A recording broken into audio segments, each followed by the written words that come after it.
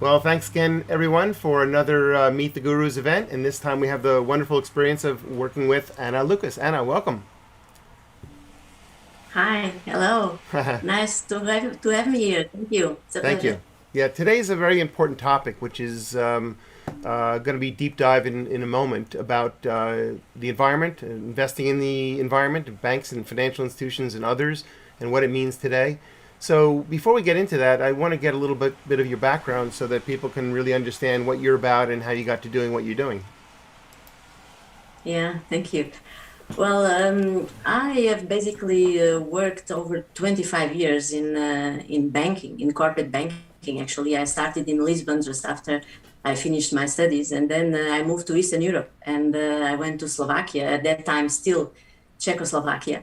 And I joined ING there. ING was really one of the pioneer international financial institutions that invested heavily at that time in Eastern Europe. They really have had a vision and built a network there. So I had the pleasure to start the bank from scratch in Slovakia. My experience there has been was basically on the clients area. So I really started taking care of clients, putting transactions in place, and as the bank grew, eventually I came to manage the team of relationship managers over there, and I was then responsible to all the clients of the bank and the credit structuring.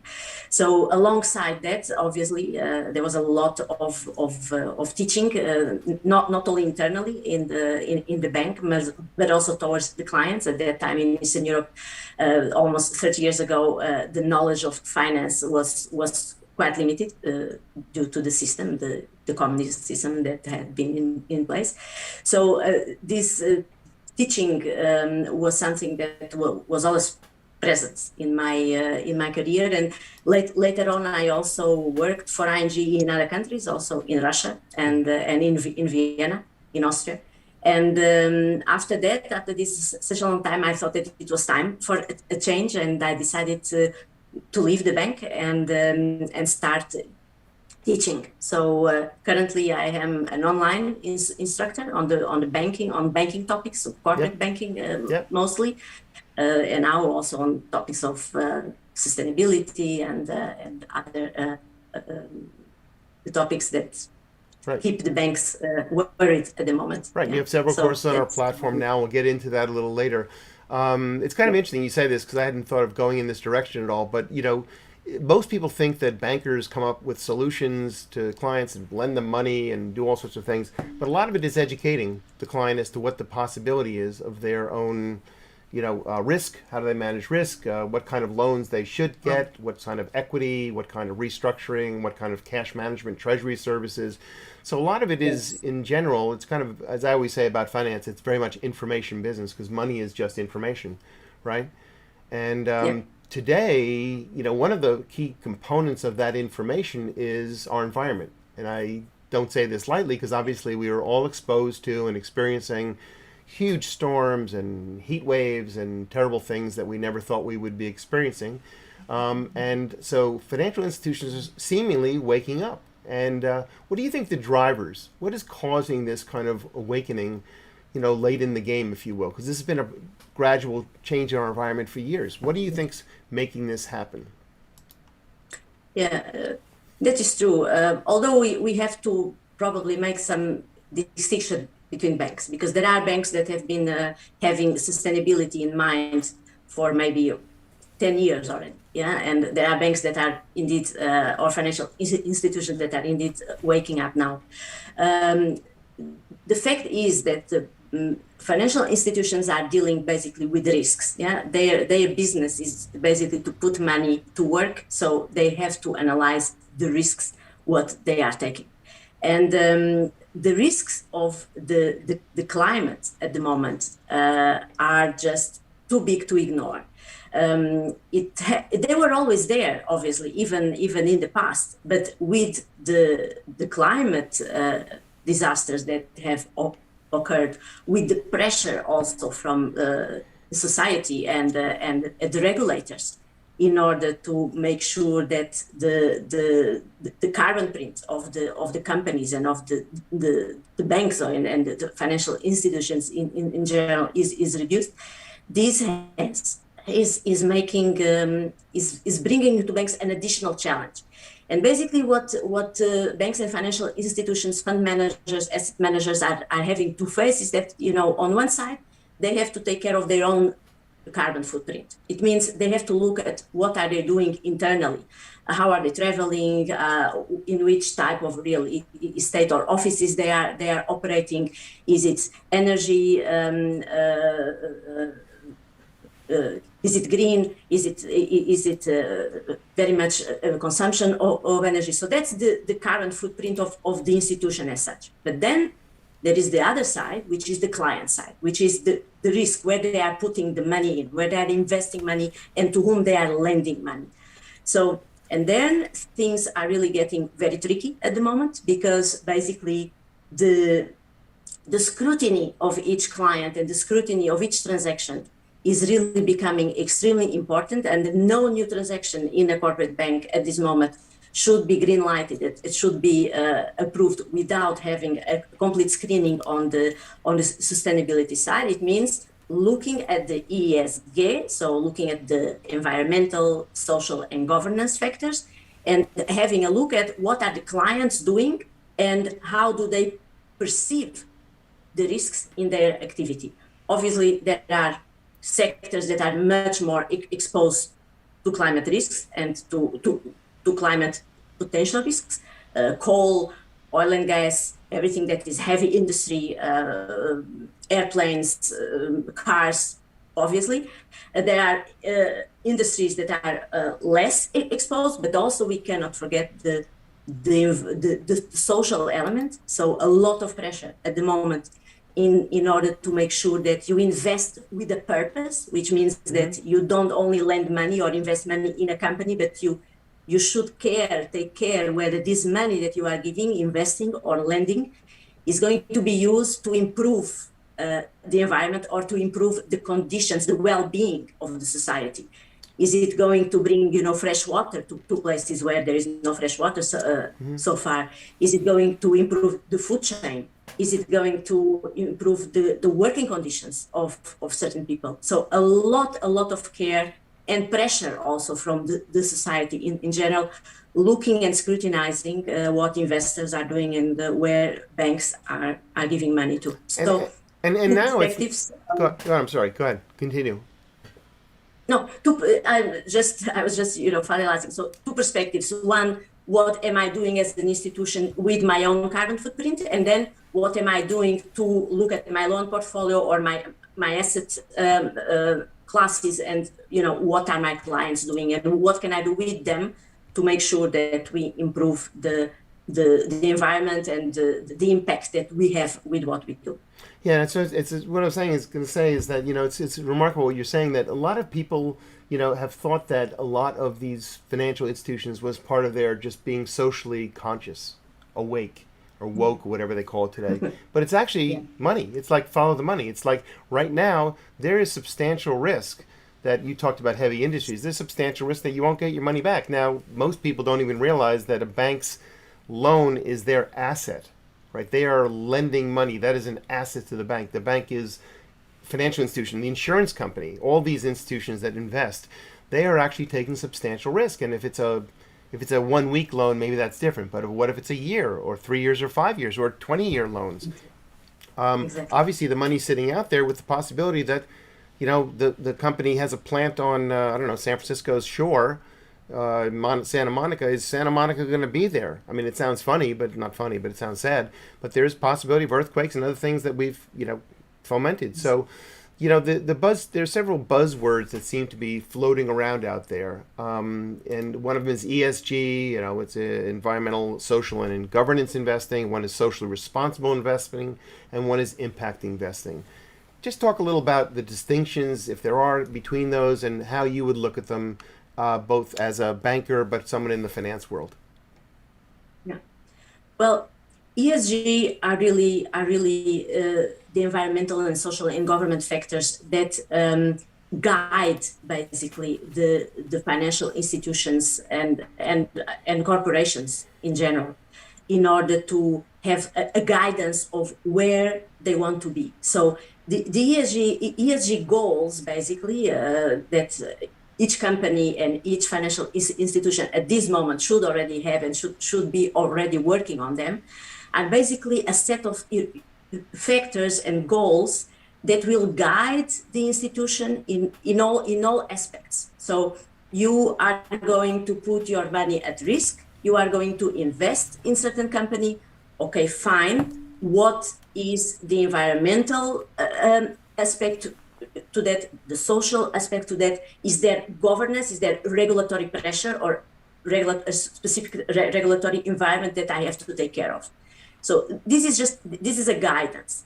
Now, when we speak about the impact investing, that is really going further into analyzing the business of the companies and the business of the borrowers, in case of banks, the business of the companies you are investing in terms of assets, or in terms even of insurers. So it's really looking at their businesses and finding out where are they having impact, where are they having impact either in the society or in the environment.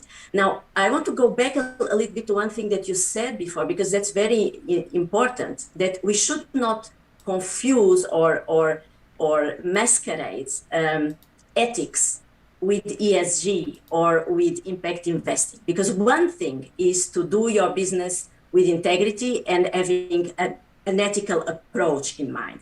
And that has always been the case, and that was there always and is there. But with the climate risks, as you were very well saying, where your money is really at risk and your borrower may not be there tomorrow, the assets may be stranded, or they may disappear, or their premises may be washed by a flood. So these are real risks that Right. the investors and creditors are having now, and this is what they have to address very, very quickly. So Right. I can imagine that at the moment, banks and asset managers really need to go through their own portfolios and analyze one by one and have a critical view on what are really the environmental and social aspects of this credit, of this investment, and do I want to continue in this or not? Of course, you cannot just pull back the money from one day to the other, and that is at all not what we want to do and what should be done. But what should be done is that you have to partner. You really have to partner with your clients. You have to partner with the companies you invest in and discuss openly these things and ask questions. What are you doing? Do you realize that you are facing these and these risks? What are you doing to prepare for that? What are the alternatives you have if you need to move, for example, your premises somewhere else? So this is not about ethics anymore. This is or doing the right thing, or having a good feeling about what you are doing. Right. This is really going after very specific and clear risks that are increasing as we speak, day by day, because the climate situation is just getting worse. And no different than the crisis, the various financial crises the world has always faced from 2008, 2010. It's always been sort of it's always nice to react in advance, but often we react after the fact. And obviously with the environment, we all as a world have reacted after the fact. But as you said, now so banks have and financial institutions, and again I say financial institutions. Many people don't realize that insurance companies are actually investors in all sorts of investments, including loans, long-term loans. Real estate is a big one, obviously, for real estate, for insurance companies. Infrastructure. This is also a typical thing where yeah. Exactly. Infrastructure. You're talking about infrastructure. An insurance company has lent money to a government or government agency that has built a road. That road is right along the waterfront. That road doesn't just magically appear. I mean, many people who have never been in the finance world sort of think, well, the road appeared and the government paid for it. And well, did the government pay for it? It was an insurance company that made that investment with the government. So these things are actually, as you said, this is it's like a Jerry Maguire. Show me the money. The money is now beginning to drive these decisions, and also regulatory oversight, as you were saying. Talk a little about the regulatory oversight. What it means. Maybe you can talk about Europe. You're based in Europe, but obviously there's many local, regional, and global concerns. Can you talk a little about what the regulators are doing and how that's impacting technology, how that's impacting business? Yeah. Well, the the most difficult thing about this climate, problematic is that there is no one group of companies or institutions that can really solve it by themselves. So this is not like banks are going to solve it or insurers are going to solve it or governments are going to solve it. It is so complicated and so complex that it can only be achieved with really everybody coming together, and also there has to be a lot of political will to make things change. And this is a very big problem for regulators as well, and that is why we are still waiting in many instances for guidance, for additional guidance. Although we are seeing already that regulators, particularly for banks or financial institutions, are becoming very, very aggressive in the way that they are really coming with additional requirements. So basically, more and more banks and financial institutions are having to disclose very transparently in their annual reports and on a quarterly basis, most of them that are publicly quoted. So they have to disclose what they are doing. They have to disclose their ESG targets, so their carbon footprint targets, and they have to explain exactly what they are doing and what is their progress, and if they are on timing or they are lagging behind. So this is clear, but there is still not an let's say an overall guideline, and it goes country by country. Some countries are more advanced than others. Today I read, for example, that Australia has finally put in the law, so it's now becoming legally obliged for financial institutions from 2022 to really very well explain openly what they are doing and how their loan portfolios are progressing and how their assets are being, the asset classes are qualified. So it really depends a lot on country by country, on the way that, governments perceive the risk, the way they want to move forward. But clearly, the guidelines are there, and also more and more we are seeing that financial institutions are being rated already for their ESG or sustainability rating. So there are companies like Sustainalytics and others that are really looking at only the aspects of climate and social factors in the financial institutions, and are really rating them and including this rating in the overall rating of the company. So more and more the awareness is there, and more and more also investors are requiring this type of ratings, independent ratings, because they want to invest in those companies that are more prepared, in those that are already having these discussions with their clients and are preparing themselves, because obviously, as you said, is a matter of risk. So I rather invest in a company that is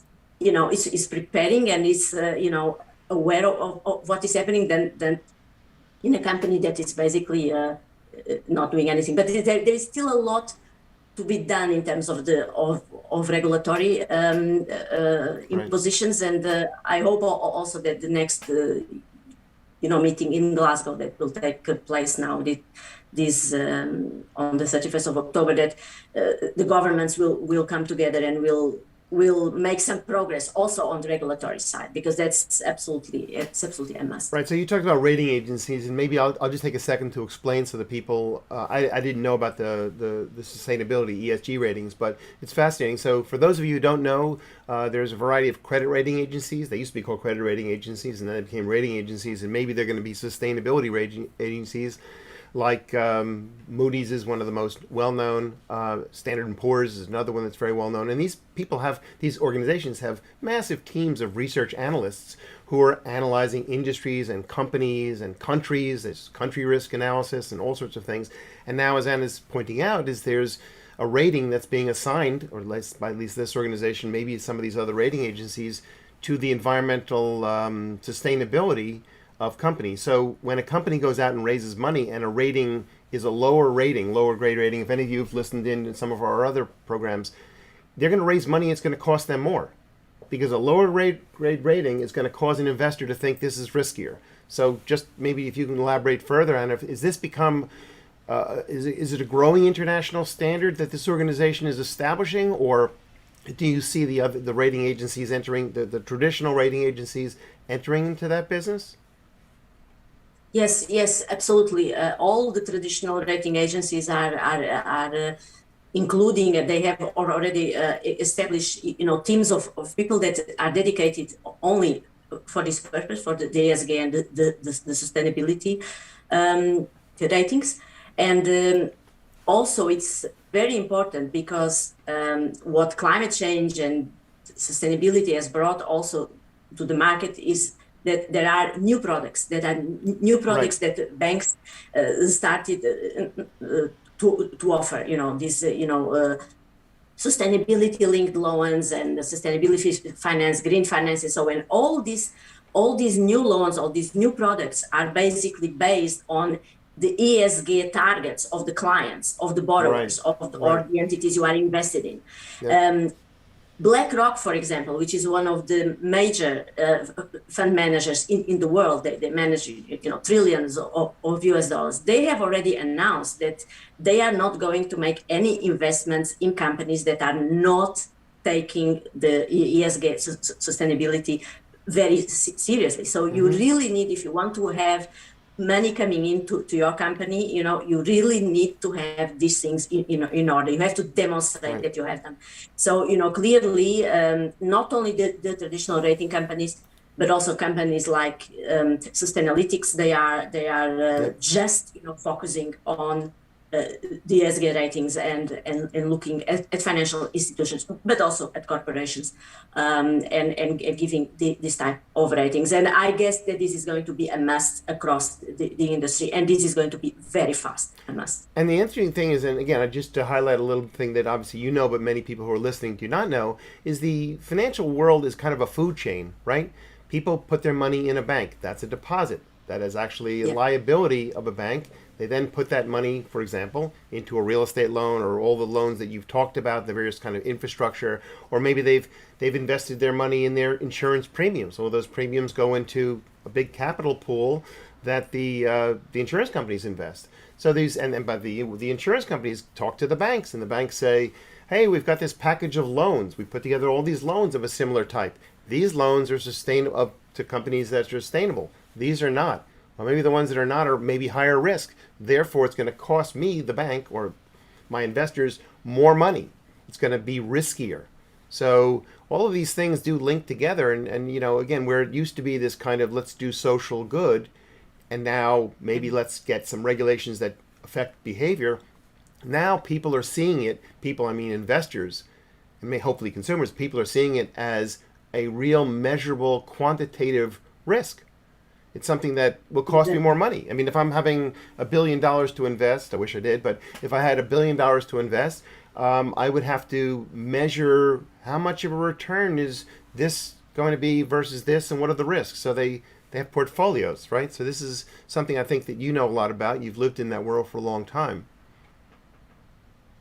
Yeah, it is exactly as you said. So these risks are becoming measurable, and coming back to the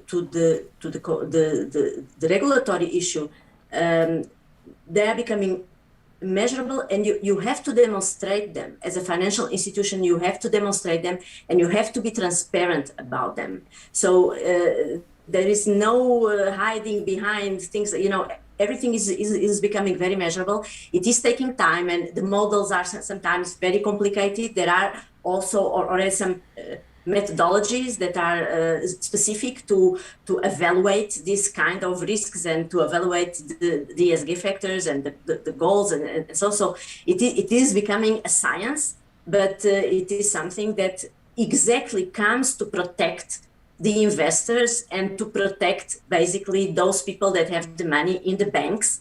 And they really need to know that the banks are acting responsibly and that they are taking care of their money in a proper way, because we have seen failures, and we have seen, many things in banks done not in a responsible manner, and people have lost their money with it. So this cannot happen. This is not what the bank should be doing.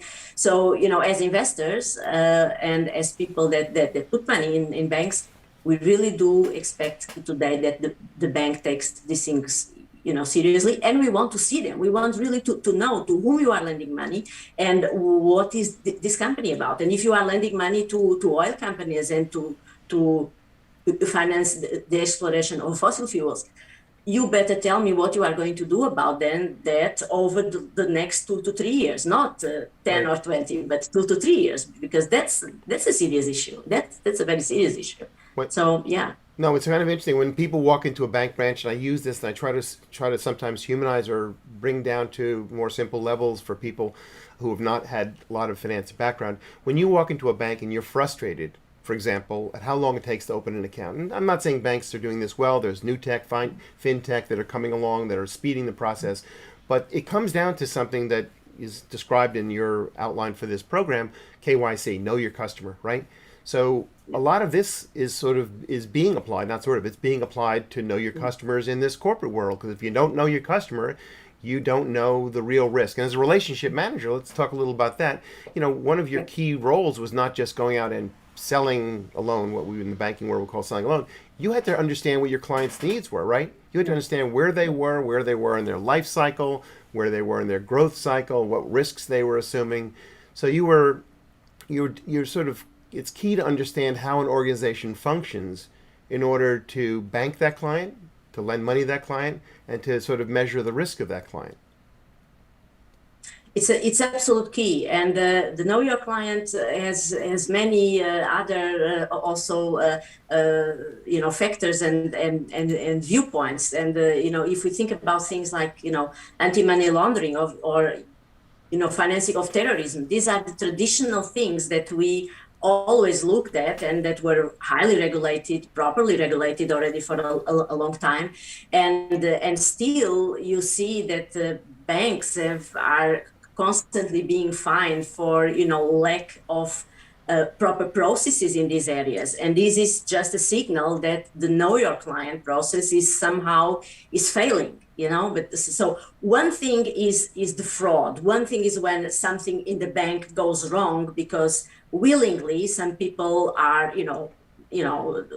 letting things pass or do wrong things willingly. That's fraud, yeah? But then there is the other part, which is that, processes are failing, and they can fail for many reasons. So the know your client process can fail for many reasons, but one of the main reasons it fails is because the people that are responsible for the client, which are essentially the relationship managers, they are taking sometimes some things lightly, because also they are pushed by their goals, their ambition of doing new deals and then having new transactions and acquiring new clients, and sometimes these goals are just probably excessive. It happened with Wells Fargo. Is very well known scandal in the United States, where the goals that these people, the salespeople were given, they were absolutely realistic, and they were so high that people had to do really bad things, right? In order to meet their targets, open accounts without knowing. So the know your client process is where it all starts. And if it is a climate situation, if it is a reputational issue, if it is really anti-money laundering issue, or you really need to be aware, and you really need to take these issues very seriously, because if you don't take this seriously, sooner or later something will happen, and it will be the risk of the bank, the loss of the bank, and eventually of the shareholders and of the people that put the money in the bank. Yeah. So most organizations, when they go through these processes, which we've talked about in other events that we've run, and we're running a conference on this, in digital transformation. The big concept of digital transformation in the financial world, obviously, is where customers are touching the organization in more financial ways. Today with COVID, obviously, they're not walking into a branch as much. They're doing things on their fintech applications. And I think that if you're building a system and you are a technologist listening to this, or you're someone in the operations area listening to this, you're going to begin to think hopefully more about risk. And so what you're doing is not trivial. What you're doing is trying to protect the information called money inside of an organization. And it's pretty vital. And as Anna, you've been saying, is it comes down to often people, because people can build systems and then ignore them, and or they can build systems that are not responsive to the need. But I think it's a fascinating area, and I'm sort of wondering, to what extent you believe that technology can be this solution. Obviously, ratings are one thing that turns into information that people measure. You're not obviously at core a technologist, of course. You're a banker and financier at core. Unfortunately. Yeah. But but as all things, technology has been overtaking every field. If you don't believe that, anyone who's listening, then you're not listening online. So to what extent do you see I'm going to talk about it just from your perspective, being the person who's been in the business, what we call in the business, the line of business. To what extent do you think people are really attuned to the technology issues? I've talked about how operations and technology people need to be attuned to the business issues, which is fundamentally what we've been talking about. But to what extent do you see that the people in the business really are attuned to the technology that runs the organization, that measures these risks, that manages these risks? Do you feel that people are really they've got the finger on the pulse of that, or is that still something that we can do better on? Oh, I definitely think that we can do better on, particularly on what we call the incumbent banks, which are the traditional banks, the big banks, yeah, because in the fintech world, the financial institutions that are coming now as these neo banks, the challenger banks, so those that have the technology permanently online. They are basically coming with solutions that are, digital. They are easy. They solve the problem of the young people of having the account. So they are decentralizing finance. So I find it fascinating. It is great that is happening. Yeah.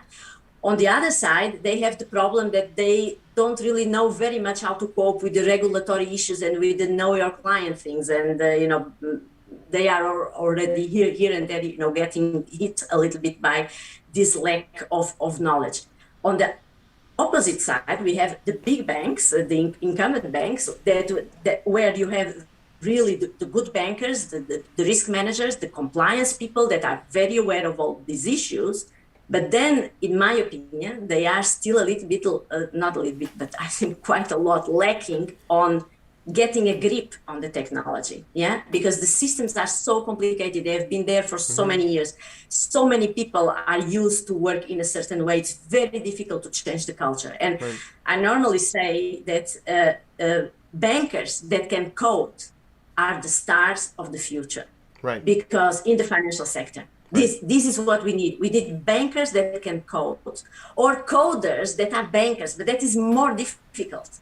That is much more difficult because it's about culture. It's about understanding the risk. Now, right. If you understand the risk, if you are aware of the complexity of the compliance area, how important it is to follow the risk, to have your controls in place, and then you can think and put it in the code.